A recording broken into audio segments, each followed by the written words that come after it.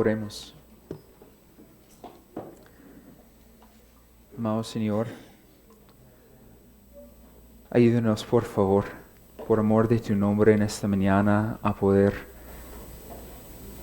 escuchar lo que tienes para decirnos en esta mañana, y ayúdame a mí para hablar correctamente, sobriamente, solemnemente de un tema que es tan difícil para el hombre. Seas exaltado en esta mañana, seas glorificado por la exposición de uno de tus atributos más temibles. Ayúdanos. Amén. Pueden ir buscando Nahum, el libro de Nahum. Y la realidad es que hoy los púlpitos han cambiado algo. No es solamente que han quitado el púlpito, sino además han quitado la Biblia de su lugar, pero más importantemente han cambiado el Dios verdadero por un Dios de su propia imaginación. Un Dios ficticio, porque el Dios que es predicado hoy no es el Dios de las Escrituras. Y necesitamos estudiar a las Escrituras para ver qué es lo que Dios ha revelado acerca de sí mismo. Él es su mejor testigo. No podemos inventar lo que pensamos de Dios, sino que debemos de prestar oído y recibir lo que Él dice de sí mismo. La necedad de muchos aquí en esta mañana se debía a que no comprenden la inmensidad ni la magnificencia del Señor y se contentan con una imaginación, un Dios imaginario. Por eso viven como necios y como impíos, porque no han visto este Dios glorioso y majestuoso en todo su esplendor. Muchos afirman creer en Dios, pero viven como ateos. Viven como si ellos nunca fueran juzgados o tienen que compadecerse ante el juicio de Dios.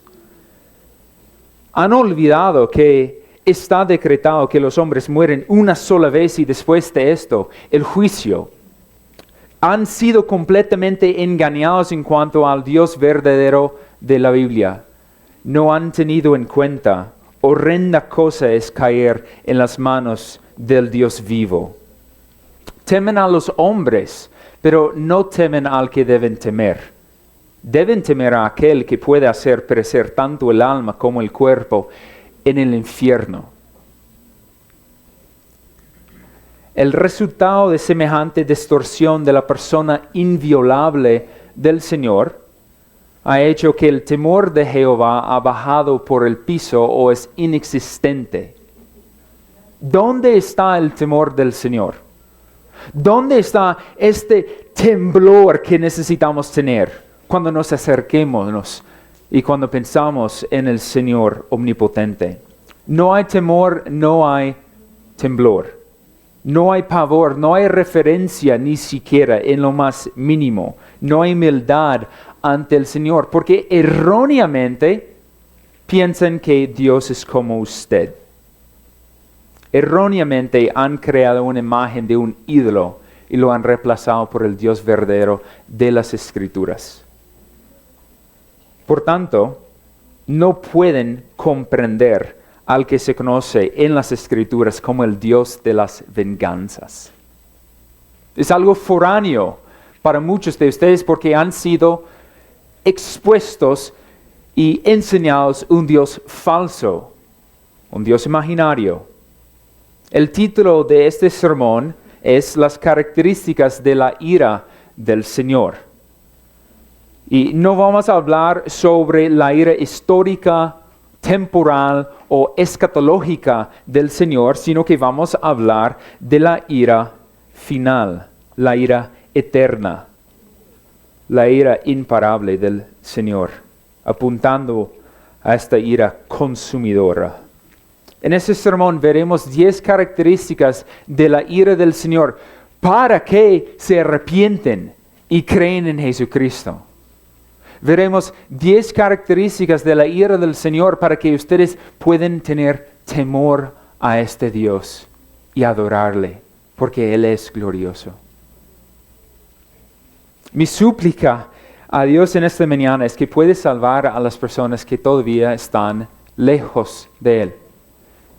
Y para los que son de su iglesia pueden tener una imagen más clara y más preciosa de quién es este Dios que adoremos. Primero, la ira del Señor es un atributo divino. Nahum 1-2, capítulo 1, versículo 2. Dios celoso y vengador es el Señor. Vengador es el Señor e irascible. El Señor se venga de sus adversarios y guarda rencor a sus enemigos. Primero, la ira del Señor es un atributo divino. Normalmente cuando pensamos de los atributos divinos, nosotros solamente pensamos en su omnipresencia, su omnipotencia o su omnisciencia. De pronto, ¿acaso podremos pensar en su santidad, su amor, su justicia o su sabiduría mezclado también con su gracia y su misericordia? La mayoría de las personas no pueden ni quieren pensar o comprender la ira del Señor porque creen que es algo completamente foráneo a Dios. Han escuchado tantas veces que Dios es amor que no pueden comprender el texto que dice, nuestro Dios es fuego consumidor. Y los dos no están en competencia. Los dos forman parte de este Señor, un Dios de amor y también un fuego consumidor. La ira del Señor no es como la ira del hombre. Normalmente cuando pensamos o escuchamos la ira del Señor, queremos intentar imponer lo que concebimos como la ira sobre Dios y por lo tanto queremos rechazarlo, porque conocemos la ira de los hombres es una ira injusta, pecaminosa, que no es correcta, que es fácilmente corrompida, sino siempre. Pero si Dios no tuviera ira, entonces Dios no sería santo. Dios no sería justo y Dios tampoco sería amor. Un Dios de amor, un Dios santo y un Dios justo es un Dios de ira. ¿Por qué? Porque Dios ama verdaderamente a su pueblo y se aira cuando es lastimado, cuando es atacado, cuando es menospreciado. Dios es justo, por lo tanto, Él tiene que castigar al impío y el malhechor. Si Dios no fuera un Dios de ira, entonces ¿cómo podría castigar? ¿Cómo podría ser un Dios que juzga y que condena justamente a quienes han rompido su ley? La ira del Señor es el odio divino de pecado. La ira del Señor es la indignación santa contra toda impiedad. La ira del Señor es el desagrado eterno de todo que se levante en contra de la soberanía del Señor y de su santidad. La ira del Señor es la reacción necesaria y oportuna y perfecta de la santidad y de la justicia de Dios y de su amor. Entonces la ira del Señor es la actividad divina por el cual el Señor condena y castiga eternamente a todos aquellos pecadores que se han rebelado contra su soberanía. Primero, la ira de Dios es un atributo divino. Segundo, la ira del Señor es literal. La ira del Señor es literal. Pueden ir mirando por el Salmo 7. Mientras que es común en las Escrituras emplear figuras de dicción e imágenes para comunicar varias realidades, las figuras de dicción que se utilizan para comunicar la ira de Dios, la ira del Señor, son literales. Hay quienes piensan que dado que mayormente cuando se habla de la ira del Señor en figuras de dicción, entonces no es algo literal. Es algo figurado. No realmente quiere hablar de la ira del Señor en tales términos. Pero lo opuesto es cierto. No. Las figuras de dicción hablan de la realidad de la ira del Señor. Es literal. En el Salmo 7, versículos 11 al 13, leemos que Dios es juez justo y un Dios que se indigna cada día contra el impío. Dios no solo odia el pecado, también odia al pecador, se indigna contra él. El versículo 12, y si el impío no se arrepienta, él afilará su espada. Tensado y preparado está su arco. Ha preparado también sus armas de muerte. Hace de sus flechas saetas ardientes. Claro, en este momento estamos viendo y leyendo que es figura de dicción. De pronto no es algo literal, pero sí es literal. En este mismo instante el Señor tiene tensado y listo y presto su flecha para lanzar hacia tu corazón. Quienes están lejos de Dios, quienes están todavía rebelándose contra Él, Él está preparado en el cielo para matarte, para juzgarte, para condenarte eternamente. Sus armas de matanza están listas, son preparados de antemano, entienden la realidad, el peligro. Pero todavía ustedes no me creen. Todavía hay necios aquí que niegan esta realidad de la ira venidera del Señor y ahora están pensando, ¿por qué vine aquí en esta mañana? Mejor me voy. Pero qué necedad que están escuchando de la realidad, de la literalidad de la ira del Señor y todavía van a pensar, no es cierto, es algo que no va a ocurrir. Jeremías 46, versículo 10 dice, porque aquel día es para el Señor, Dios de los ejércitos, día de venganza para vengarse de sus enemigos. La espada devorará y se saciará y se empapará con su sangre. Habrá una matanza para el Señor, Dios de los ejércitos, en la tierra del norte, junto al río Éufrates. En Deuteronomio 32, vamos a leer de esta realidad de la ira del Señor.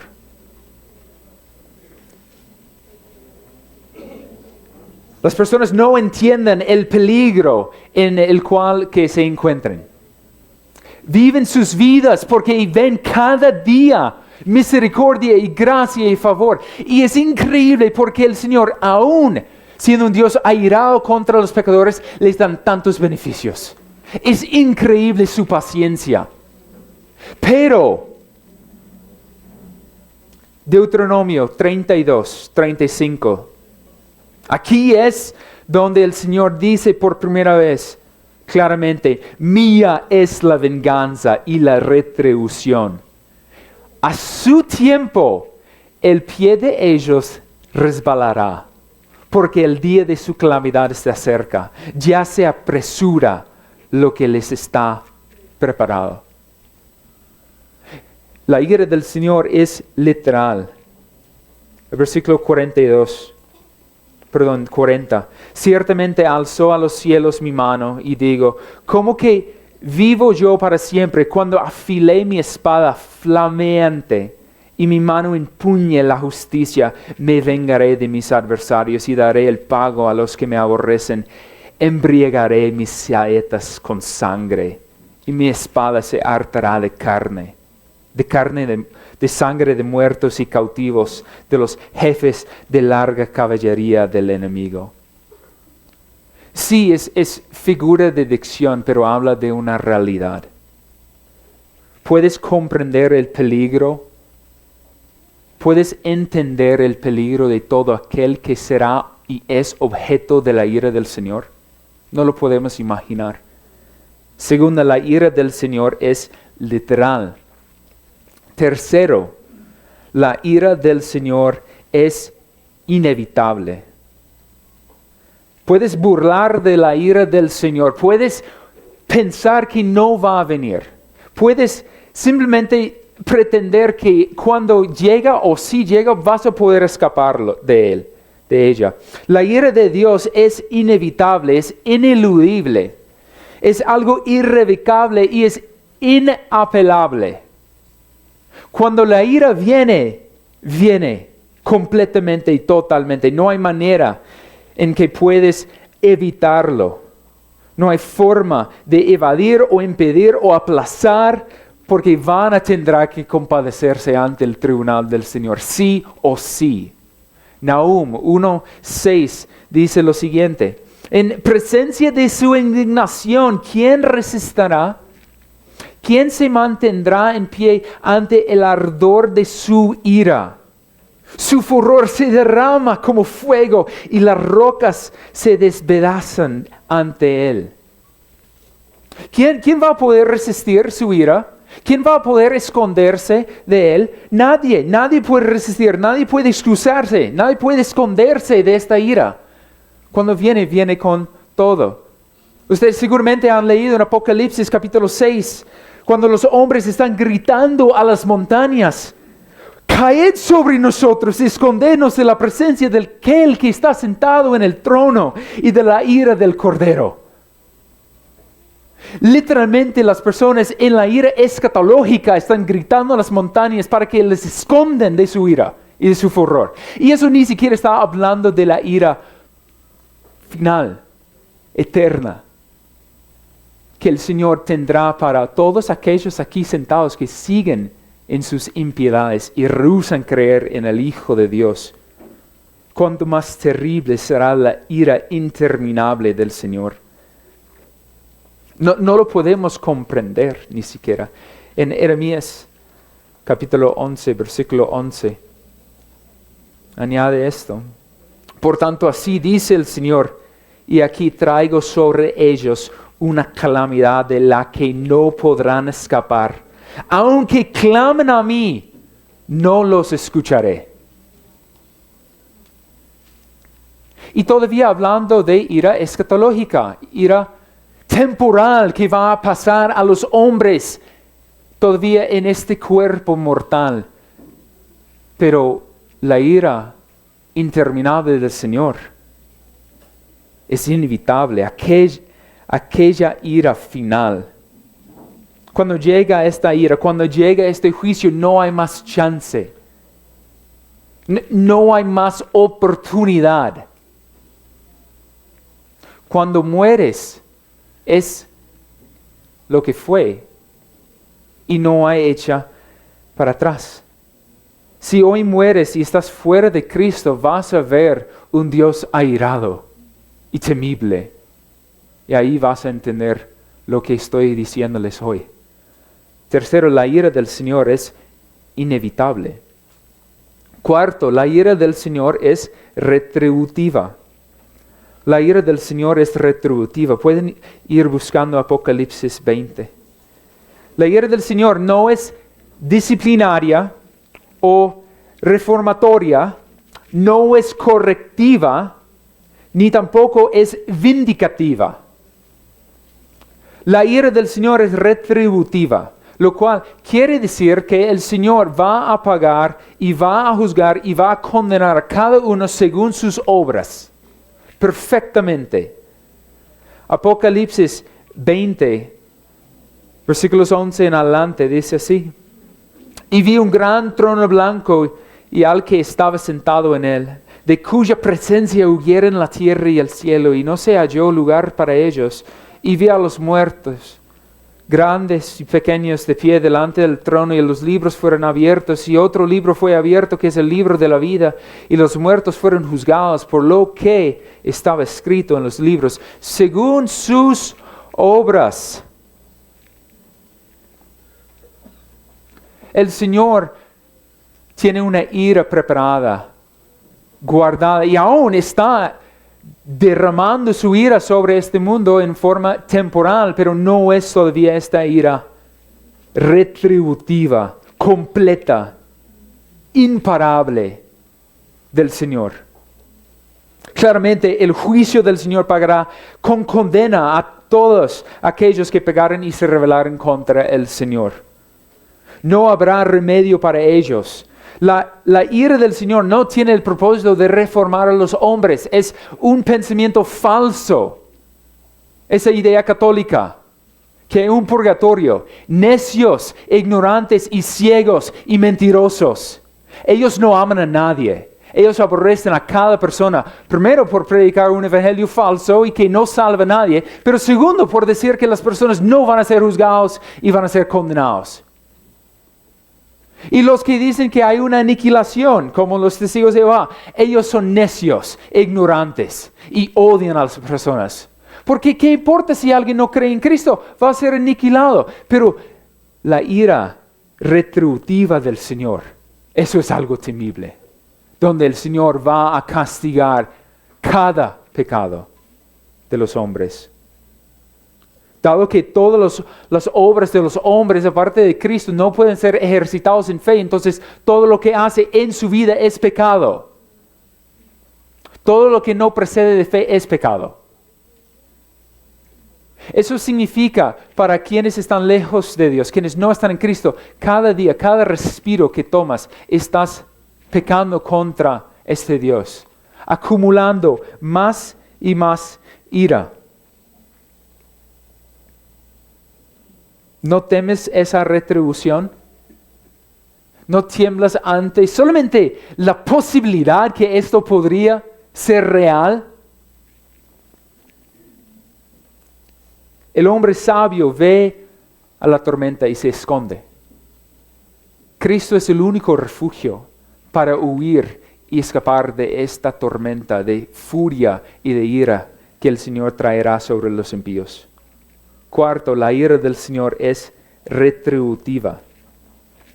Quinto, la ira del Señor es perfecta. La ira del Señor es perfecta. Además de ser retributiva, la ira del Señor es perfecto en su castigo. Ningún pecado de ningún hombre en toda la historia no será juzgado, no será condenado.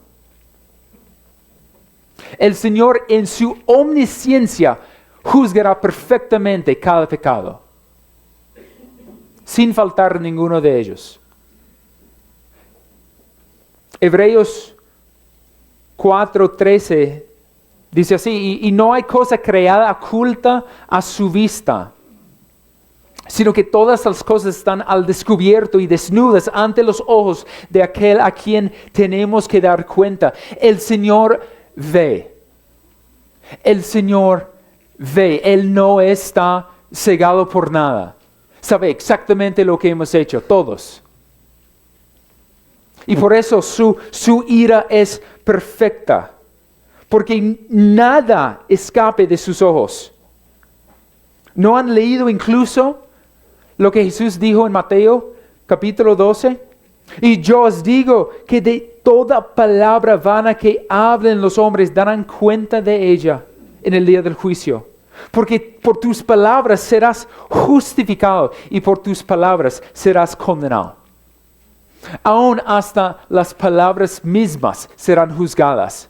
Cada cosa que enuncias, el Señor va a llevar un registro y va a juzgar.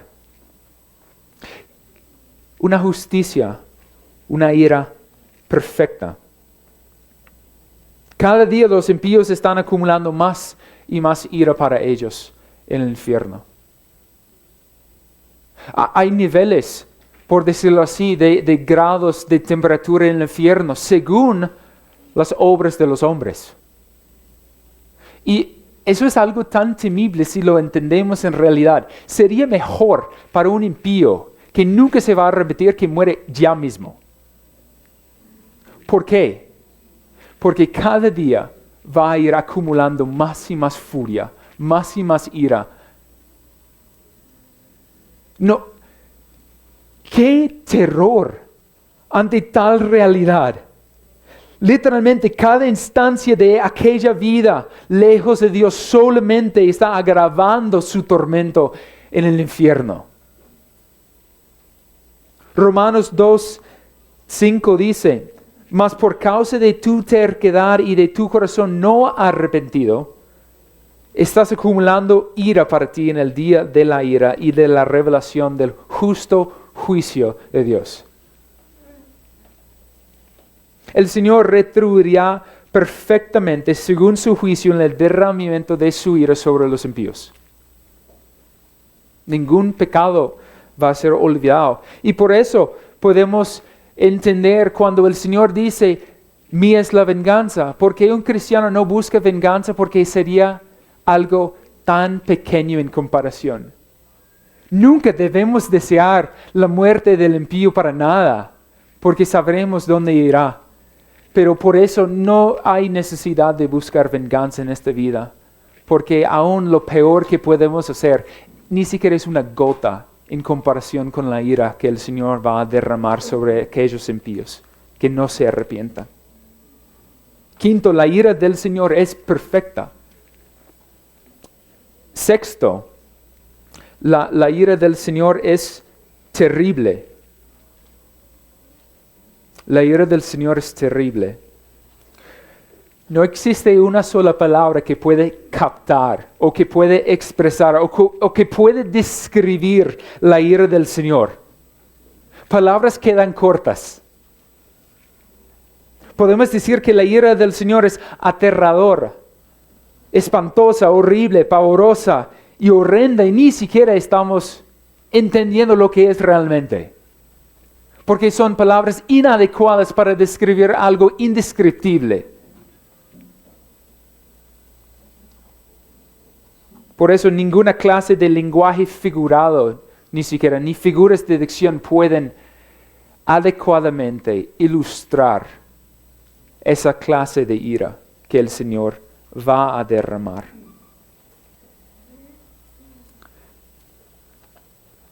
Podemos ver una pregunta retórica en el Salmo 90 que nos ayuda a ver cuán difícil es.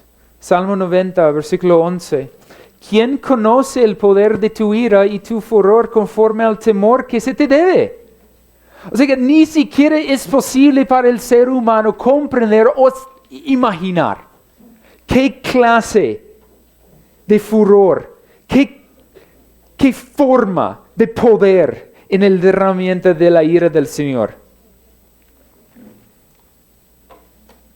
Jeremías 50, versículo 25, dice, el Señor ha abierto su arsenal y ha sacado las armas de su indignación. Porque esta es obra del Señor, Dios de los ejércitos, en la tierra de los caldeos. Todavía solo está hablando de una ira escatológica. No es ni siquiera hablando de la ira interminable del Señor. El Señor ha preparado armas para esta clase de ira. Él mismo entiende y ha considerado a la perfección cómo derramar su ira. Por eso es terrible. Por eso no lo podemos imaginar o comprender. En 1 Corintios 2:9 habla algo bueno y bonito. Dice, sino que, como está escrito, cosa que ojo no vio, ni oído oyó, ni han entrado al corazón del hombre, son las cosas que Dios ha preparado para los que le aman. Y el contrario es cierto. No solamente para el cielo y para el hogar eterno y celestial para los que aman al Señor, sino además para el lugar de tormento y de tortura. Cosa que ojo no vio, ni oído oyó, ni siquiera han entrado al corazón del hombre, son las cosas que Dios ha preparado para los que le odian.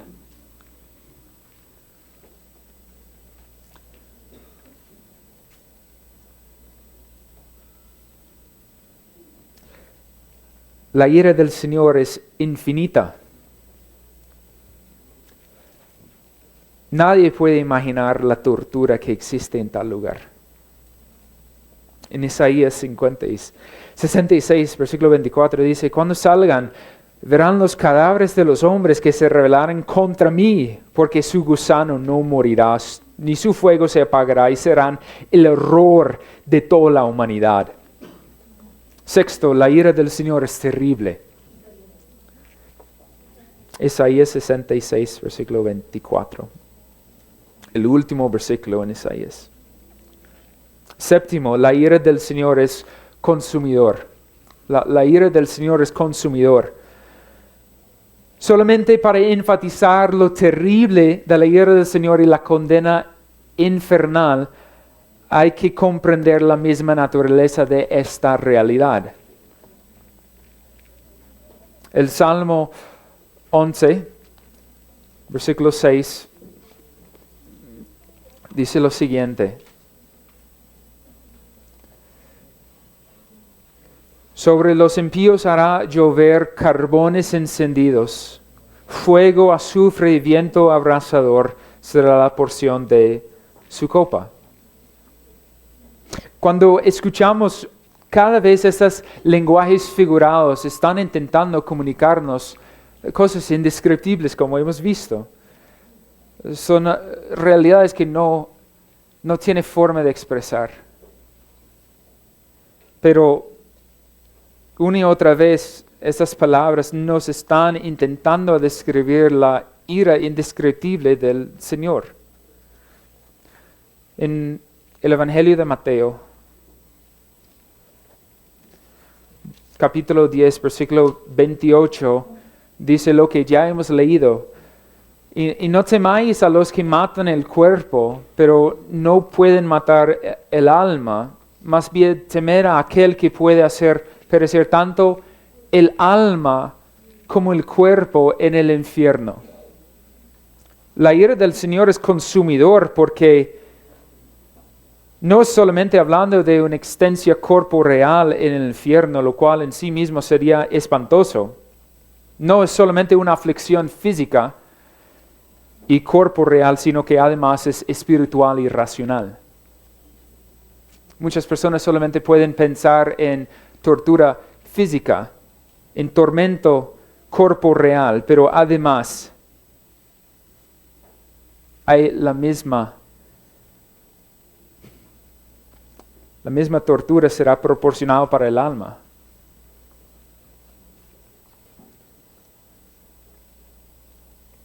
No solamente los justos experimentarán la resurrección de vida y serán revestidos con cuerpos glorificados para proporcionarles una forma de existir con el Señor para siempre, sino además habrá una resurrección para los impíos, una resurrección de muerte, por decirlo de una forma. Es decir, el Señor proporcionará para aquellos impíos cuerpos no glorificados, pero cuerpos que tendrán la capacidad de resistir para una eternidad el derramamiento de su ira. Nunca van a dejar de existir. Nunca van a dejar de escapar de esta ira. ¿Puede existir algo más miedoso que recibir un cuerpo diseñado por el Señor mismo para recibir su ira constante, sin fin?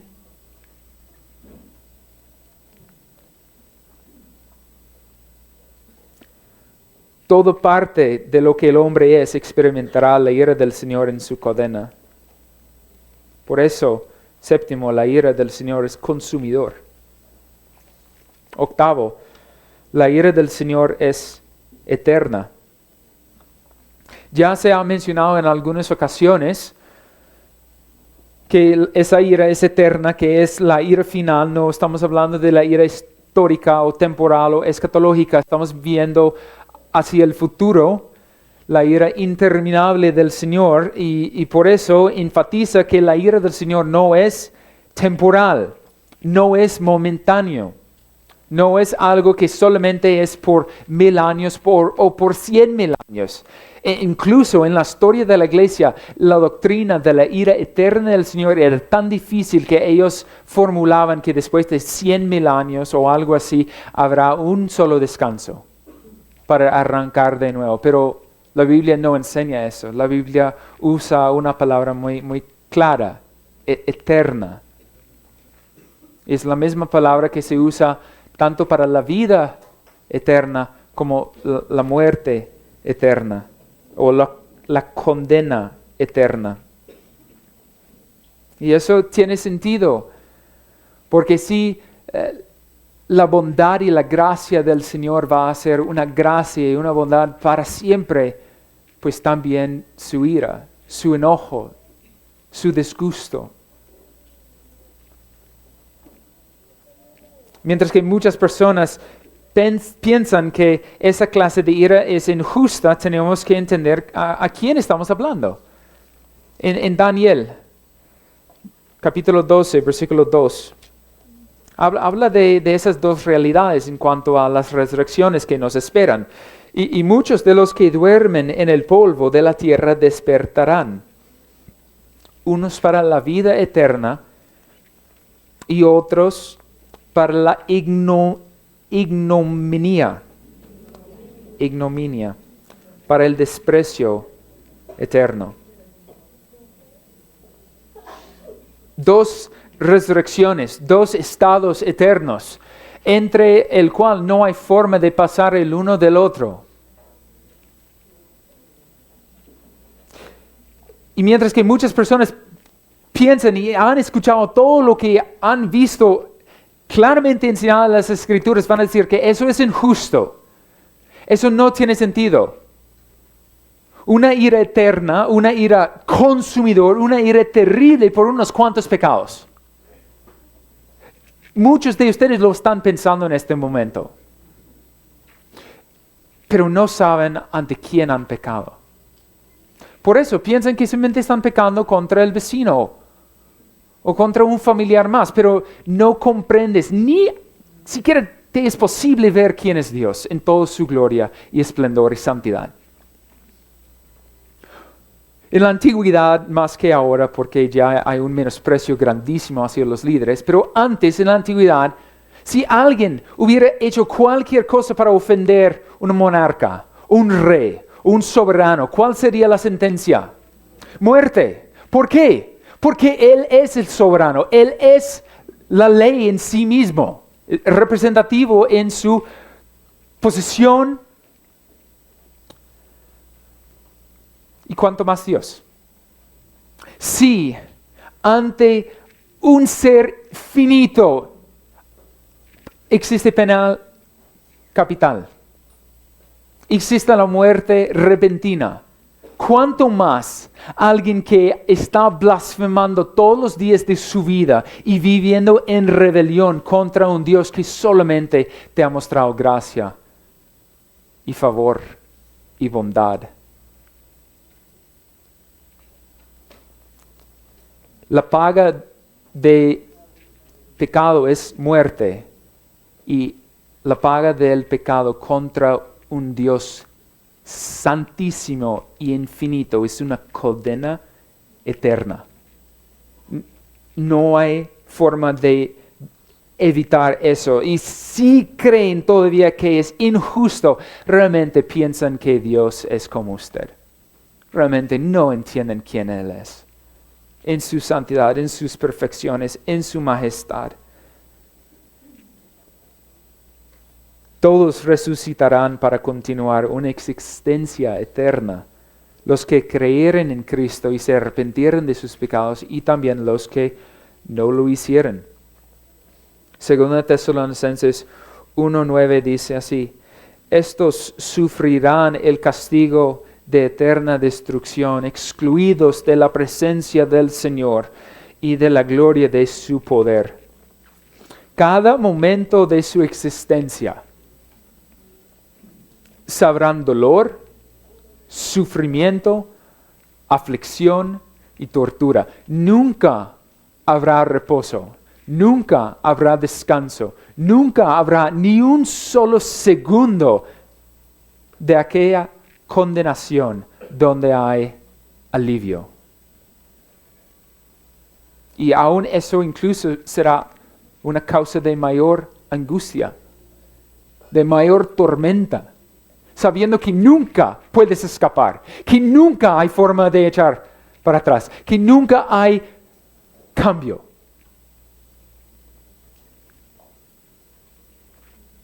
Octavo, la ira del Señor es eterna. Noveno, la ira del Señor es personal. Pueden ir en Segunda Tesalonicenses, capítulo 1. La ira del Señor es personal.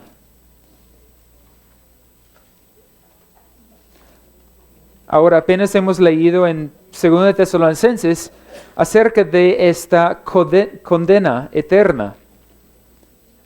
Capítulo 1, versículo 9. Estos sufrirán el castigo de eterna destrucción, excluidos de la presencia del Señor y de la gloria de su poder. En este punto, hablando de la ira del Señor y cómo es personal, tenemos que entender, existe una distinción en las Escrituras entre la presencia del Señor que es para bendecir y la presencia del Señor que es para juzgar. Aquí, cuando dice, esos sufrirán el castigo de eterna destrucción y excluidos de la presencia del Señor, está hablando en cuanto a la presencia del Señor que trae beneficio, placer, bondad, gracia. La ausencia, entonces, de la presencia del Señor en este estado eterno de destrucción demuestra que ellos serán cortados completamente, infinitamente y eternamente de cualquier gracia. Pero todavía la ira del Señor es personal. ¿Qué quiere decir eso? La ira del Señor no es una fuerza externa. No es algo afuera del Señor que está ejecutando su ira, sino que es Dios mismo. El Señor mismo es quien ejecuta eternamente su ira. En el Salmo 5:6 dice así: destruyes a los que hablan falsedad, el Señor abomina al hombre sanguinario y engañador. El Señor mismo abomina, odia, se indigna contra quienes son los pecadores. Eso es algo que posiblemente nunca han escuchado. Pero es la realidad que el Señor en su ira está involucrado. El Señor está airado todos los días contra el impío. Entonces, cuando finalmente Él ha declarado su juicio, cuando finalmente ha ejecutado su decreto de condenación sobre el pecador, Dios es quien derrama personalmente, continuamente, sin cesar, su furor y toda la potestad de su ira. En Apocalipsis, capítulo 14, versículos 9 al 11. Apocalipsis 14, versículos 9 al 11. Dice así: entonces lo siguió otro ángel, el tercero, diciendo a gran voz: si alguno adora a la bestia y su imagen, y recibe una marca en su frente o en su mano, él también beberá del vino del furor de Dios que está preparado, puro en el cáliz de su ira, y será atormentado con fuego y azufre delante de los santos ángeles y en presencia del Cordero. De pronto para algunos eso es la primera vez que han realmente leído este versículo y han visto. Eso es espantoso. El versículo 11 sigue: y el humo de su tormento asciende por los siglos de los siglos y no tiene reposo, ni de día ni de noche, los que adoran a la bestia, a su imagen y a cualquiera que recibe la marca de su nombre. Muchos piensan erróneamente que el infierno es un lugar espantoso porque va a haber el diablo o los demonios ahí. El infierno es espantoso porque ahí va a estar Dios. No para bendecir, no para ofrecer misericordia, no para salvar, para destruir, para condenar, para castigar, para derramar su ira continuamente, personalmente, para siempre. Y hay imágenes, y por eso la Biblia nos tiene estos ejemplos de ira histórica del Señor, para que podamos contemplar cómo es una ira ejercitado. Y es impresionante viendo la destrucción de Sodoma y Gomorra, es impresionante viendo el diluvio. Es impresionante viendo la destrucción que el Señor mismo ejerció sobre su pueblo, sobre Jerusalén y sobre su propio templo. Pero cada uno de estos ejemplos son temporales. Su ira duró unas horas, unos días, o en el caso de la destrucción de Jerusalén en unos meses, unos años, contando el sitio alrededor de Jerusalén. Pero imagina, no podemos una ira personal del Señor eterna. Cada ejemplo que tenemos en las Escrituras es algo temporal, es corto en comparación con lo que estamos viendo de una ira eterna y personal del Señor. Por último, la ira del Señor es gloriosa. La ira del Señor es gloriosa. La increíble realidad es que todos los atributos del Señor despliegan su gloria y su majestad. Y aún incluso la ira del Señor es un atributo que le glorifica. ¿Cómo es posible que este atributo tan temible, tan difícil de aceptar, puede glorificar el nombre de nuestro Dios? Miren en Isaías capítulo 5. Capítulo 5, versículo 16. Pero el Señor de los ejércitos será exaltado por su juicio.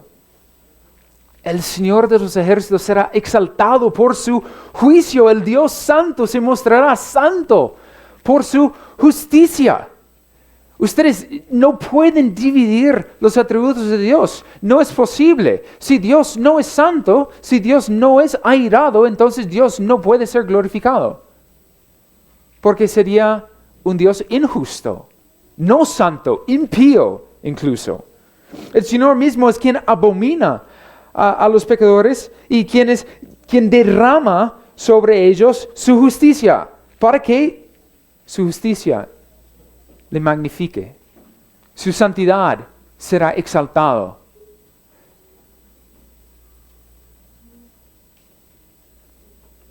El Señor en todo su esplendor es lo que tenemos que mirar en este punto. La gloria del Señor revelada en su ira.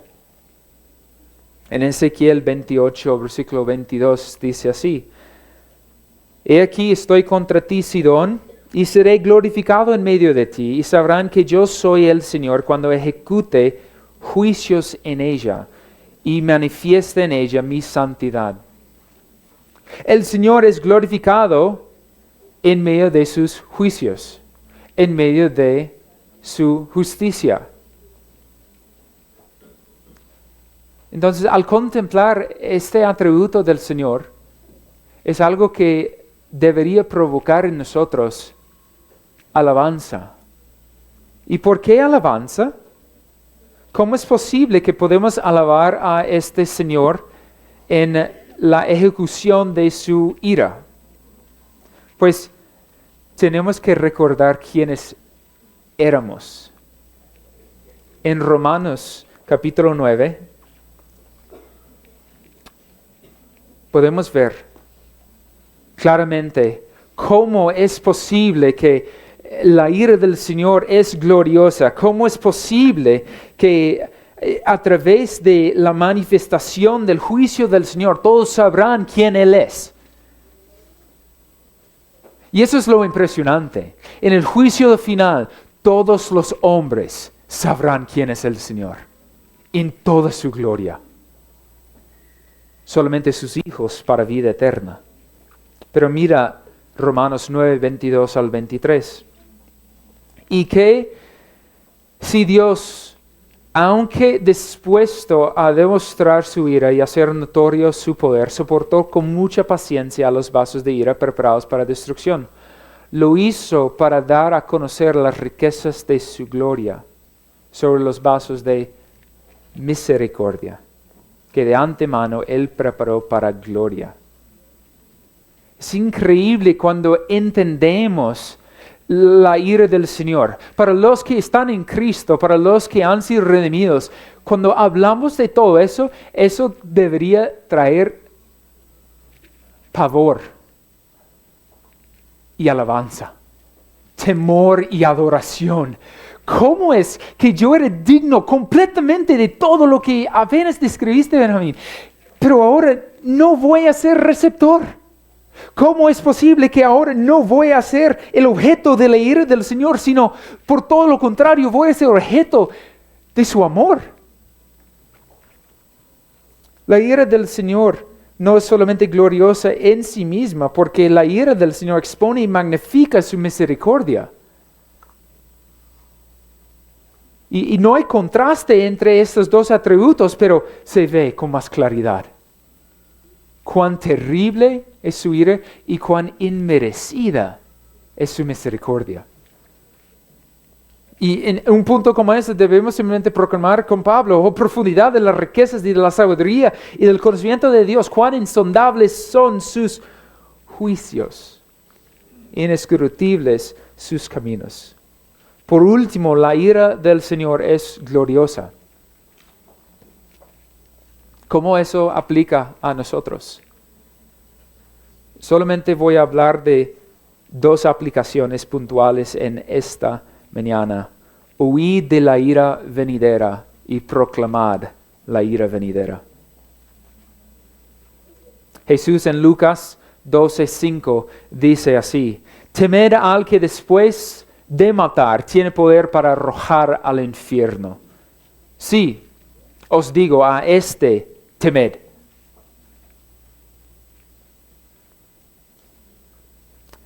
Jesús está diciendo que debemos de temer a Dios. ¿Entienden esa realidad? ¿Entienden la necesidad de tener temor al Señor? Porque cuando leemos en las Escrituras, miramos su ira derramada históricamente sobre diferentes pueblos y tiempos, debería traer a nosotros temor. Temor para no caer en algo semejante. Realmente, donde queremos huir de lo que Él puede hacer y lo que necesita hacer. Hombres, ¿por qué siguen viviendo sus vidas como si nunca van a ver juicio? Literalmente hay personas aquí que escuchan y están escuchando y van a salir de aquí y van a actuar como ateos. Dios no existe. La ira del Señor no es literal. Es simplemente algo para que las personas se porten bien. ¡Qué necedad! Sinceramente. ¡Huid! ¡Ya mismo! La ira viene. Si es hoy mismo, ¿qué va a pasar con ustedes? Van a ir a toda la condenación que hemos apenas hablado, y ni siquiera estamos hablando del estado eternal. No hemos ni siquiera hablado del infierno. Solamente hemos hablado de la ira. Y todavía van a vivir sus vidas como si no pasa nada. ¿Por qué quieren morir? Literalmente es mi pregunta. ¿Por qué quieren ser condenados? Muchos aquí están viviendo sus vidas solamente para que su condena sea mayor. Literalmente están viviendo apostando que el Señor los va a condenar y poner al lado de los más viles del infierno. Por la forma en que están viviendo. Por la forma en que están llevando sus vidas.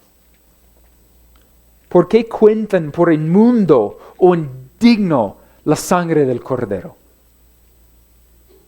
Eso fue la lectura ahorita en la lectura bíblica. ¿Cómo es posible que pueden tener por inmundo la sangre de Jesús? Por eso Cristo vino, para salvarte, para tomar la ira del Señor. ¿Quieres ver la ira del Dios revelada en las Escrituras? Mira a Cristo, mira al Hijo amado de Dios, siendo plenamente quebrantado y destruido por su Padre, por causa del pecado. Cristo vino para salvar. para redimir. Por eso hablamos de propiciación, apaciguando la ira del Señor. Justamente que debería caer sobre los pecadores. Por esto Cristo tenía que venir y por eso vino. Para salvar, para redimir, para rescatar. Y aún no creen, aún piensan que voy a aplazar. Voy a arrepentirme más adelante. Voy a creer en Cristo en un año. Todavía quiero jugar en el lodo y seguir volviendo a mi vómito. Porque amo el pecado. ¡Qué necedad! Muchos tienen ese pensamiento y porque lo sé, yo lo tenía. Voy a repetir más adelante. Y hablando a los jóvenes que son más niños, pensando, voy a vivir ahora mis vidas hasta los 30. Para mí mismo, para la carne. Y más adelante voy a arrepentir y voy a llegar al Señor. De pronto los 30 es demasiado tarde. Y algunos ya que son mayores y que están viviendo es como, voy a seguir viniendo, pero no voy a arrepentirme. Porque en cualquier momento puedo arrepentirme. No es una cuestión tan difícil. Necios. El arrepentimiento es hoy. Por eso la Escritura es tan clara. Hoy. Si están escuchando la voz del Señor diciendo arrepentíos y creer en mí, arrepienten, ya. Porque mañana es demasiado tarde, el corazón se endurece y ustedes son demasiado necios y van a endurecer sus mentes contra el Señor. Si hoy están sintiendo este corazón tierno hacia Cristo, hacia la posibilidad de escapar de esta ira, creed en Cristo, por eso Él vino, para vivir la vida que nunca podrías vivir. Ustedes no pueden ganar su salvación, ustedes son demasiado malos. Más perversos de lo que creen, pero Dios está mucho más dispuesto a salvarte de lo que pueden imaginar. Venir a Él y creer en el Evangelio. Y ahora quiero hablar particularmente a los de corazones tiernos, los que están escuchando este mensaje y sienten abrumados completamente y como casi si sus almas fueran torturados. Acuden a Cristo y hallen descanso para vuestras almas. Vayan a Él, porque la tentación va a intentar modificar tu propia vida, a cambiarte a ti mismo y no es posible. Vayan a Cristo, Él quiere salvar, Él quiere alcanzarte con su gracia y su misericordia. Y eso también tiene que hablar en cuanto a proclamar la ira venidera. No solamente debemos de huir de la ira venidera, no solamente debemos de huir a Cristo y a creer en Él, sino también debemos de proclamar esa ira. Los que son de Cristo, nosotros tenemos un deber: proclamar la ira venidera del Señor. El Rey regresará por su pueblo y cuando vuelve no habrá más oportunidad. Viene para juzgar, viene para condenar. Y entonces, ¿qué estamos haciendo nosotros, quienes afirmamos ser los hijos de Dios, que hemos sido rescatados de la ira venidera del Señor? ¿Estamos proclamando ante los demás esa realidad o estamos simplemente guardando nuestras bocas cerradas en silencio, permitiendo que las masas van al infierno sin mayor advertencia de nosotros? ¿Por qué es posible que eso pasa? Conocemos el temor del Señor, conocemos lo que viene, horrenda cosa es caer en las manos del Dios vivo. Conocemos esta realidad, pero ¿por qué no hablamos? No hablamos porque hay dos razones. La primera es que tememos a los hombres o no tememos a Dios. Literalmente no hay otra opción. O usted teme demasiado a los hombres o no temes al Señor. Y eso tiene que ver muchísimo con quienes son padres aquí e incluso quienes son hijos. Nuestros hijos incrédulos van al infierno. Nuestros padres incrédulos y hermanos incrédulos van a ir al infierno. ¿Y no los amamos? ¿O sí? Porque si realmente amamos a nuestros hermanos, amamos a nuestros hijos, amamos a esas personas que son tan allegados a nosotros, ¿por qué no vamos a proclamar la ira venidera del Señor airado? Porque muchos de nosotros ni siquiera estamos convencidos que es real. ¡Qué tristeza! Tenemos que proclamar la ira venidera del Señor. ¿Por qué? Porque al proclamarlo podemos proclamar el Evangelio glorioso de nuestro Señor y Salvador Jesucristo. La ira del Señor en la boca de un creyente solamente es para proclamar a Cristo. Entonces, miren a Cristo. Mírenle a Él. Él está dispuesto a salvar a cualquier pecador que se arrepiente de sus pecados y se confía en Él. Por eso Él vino, por eso Él murió, por eso Él resucitó y por eso Él está ascendido y sentado a la diestra de Dios para hacer intercesión a favor de su pueblo. La ira del Señor es real. Por esto proclamamos a Cristo y a este crucificado. Oremos.